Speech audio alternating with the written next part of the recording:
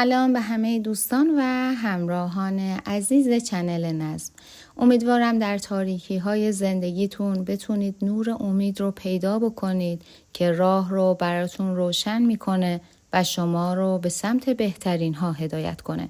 با هم آماده میشیم برای گرفتن فال امروز. هر نیتی که دارید، نیت احساسی، خرید و فروش، تحصیلی، هر نیتی انجام بدید. تا چند ثانیه دیگه میریم سراغ دیوان و من غزل و تفسیرش رو براتون میخونم.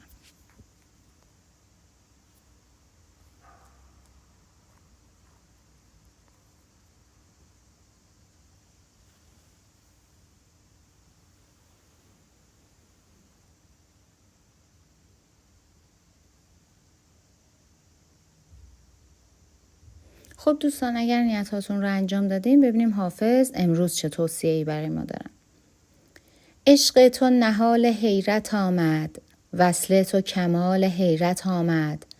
بس غرقه حال وصل کاخر، هم بر سر حال حیرت آمد. یک دل بنما که در ره او، بر چهره نه خال حیرت آمد. نه وصل بماند و نه واصل، آنجا که خیال حیرت آمد. از هر طرفی که گوش کردم، آواز سؤال حیرت آمد. شد منهزم از کمال عزت، آن را که جلال حیرت آمد. سر تا قدم وجود حافظ، در عشق نهال حیرت آمد. خب دوستان، باید بگم در این غزل حضرت حافظ از وادی حیرت صحبت میکنه و عاشق شدن رو ابتدای حیرت میدونه و اون رو به یک نهال تازه کاشته شده تشبیه میکنه و وصال که در انتهای راه عاشقی هست بالاترین درجه از حیرانی میدونه. حافظ به عاشق توصیه میکنه که در راه محبوب یک دلی رو پیشه بگیره. اما در تفسیر این غزل حافظ میگه شما در مرحله حساسی از زندگیتون قرار دارید که تا الان برای رسیدن به هدفتون تلاش‌های زیادی انجام دادید و به نسبت به یه سری از موفقیت‌ها هم دست پیدا کردید، اما کافی نیست و دوست دارید موفقیت‌های بیشتری داشته باشید، هدف‌های بیشتری داشته باشید و در این راه باید تلاش بیشتری هم داشته باشید، چون هدفی که در پس ذهن شما هست همت بلندی رو میطلبه. پس باید صبور باشید، به خدا توکل کنید و برای رسیدن به هدفی که دارید زحمات زیادی رو تحمل کنید و ناامیدی رو از خودتون دور بکنید. دوستانی که نیت احساسی داشتن، حافظ میگه شما عشقی در سر دارید، به کسی عشق میورزید که این عشق و علاقه همه رو به تعجب واداشته. حتی برای خود شما هم اینطور هست که گاهی وقتها به وصال امیدی ندارید و برای خودتون دور از ذهن میدونید. باید اضطراب رو از خودتون دور بکنید، خیال بافی رو از خودتون دور بکنید و وقت اون رسیده که در زندگیتون یک تحولی ایجاد بکنید. واقع نگر باشید، حقیقت جو باشید و اگر فکر میکنید این وصال برای شما امکان پذیر نیست، بهتر دست از این عشق بردارید. در غیر این صورت برای رسیدن به عشقتون تلاش بکنید. دوستان، در مورد نیتی که دارید، حافظ میگه این نیت باعث سرگردونی و حیرت شما شده، مشغول کرده ذهن شما رو و داره بهتون توصیه میکنه که اگر براتون امکان داره از این نیت صرف نظر بکنید، چون تا الان به جز رنج، دلهره و عذاب برای شما چیزی نداشته و ممکنه موقعیت‌های بهتری سر راه شما قرار بگیره که شما چون ذهنتون مشغول این مورد هست دیگه به موقعیت‌های جدید حتی فکر نمی‌کنید و حتی ممکن اصلا به چشمتون نیاد. پس بهتره در حال حاضر از این نیت صرف نظر بکنید. حافظ میگه یکی از اقوام شما به شدت به کمک شما احتیاج داره و منتظره که از شما یک پیامی برسه که شما میتونید بهش کمک کنید و در واقع چشم انتظار کمک شما هست. اگر از دستتون کاری برمیاد بهش کمک بکنید، اقدام بکنید و از چشم انتظار این شخص رو در بیارید که مطمئن باشید این کمک شما در واقع کمک به خودتون هست. دوستانی که نیت مهاجرت یا نیت تحصیلی داشتن، حافظ میگه ستاره اقبال شما در برج هوت، یعنی همون اسفند ماه هست. با قدری صبر، دقت و تلاش میتونید به نیتتون برسید. برای رسیدن به این نیت باید تلاش زیادی داشته باشید، از خودگذشتگی بکنید، از خیلی از مسائلتون باید بگذرید و بدونید که اگر تمام تلاشتون رو در این راه بذارید، موفقیت شما حتمی خواهد بود.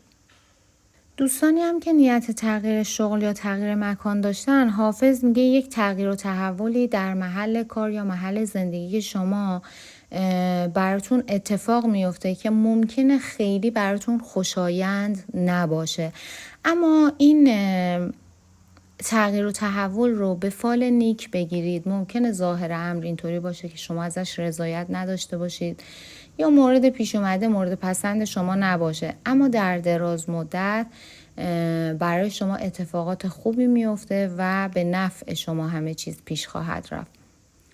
در آخر هم دوستان، اگر نیت فرزند داشتید، باید بگم 4 فرزند در چاله شما دیده میشه که فرزند اول و فرزند آخرتون موفقیتشون از بقیه فرزندان بیشتر خواهد بود. و دوستانی که نیت خرید و فروش داشتن، باید بگم یک تبادلی در معاملات شما اتفاق میفته که فراوانی برای شما به همراه داره و در واقع به سود شما خواهد بود. و نکته‌ای که در آخر فال حافظ داره بهتون توصیه میکنه اینه که در اتفاقاتی که براتون پیش میاد، در روابطتون، در کارهاتون، سعی بکنید از تحقیر دیگران دست بردارید. حتما شنیدید که هر کاری که بکنید به خودتون برمیگرده و در واقع ما آدم‌ها نتیجه اعمال خودمون رو میبینیم.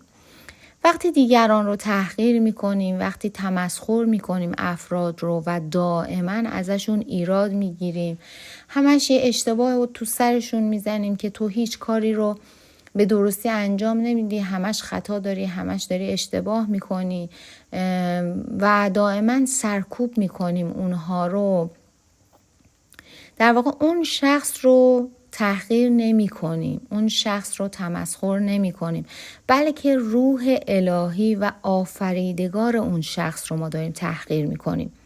حتما شنیدید که میگن انسان اشرف مخلوقاته، اما میدونید چرا؟ چون انسان تنها مخلوقی از مخلوقات آفریدگار هست که خداوند از روح خودش در انسان دمیده.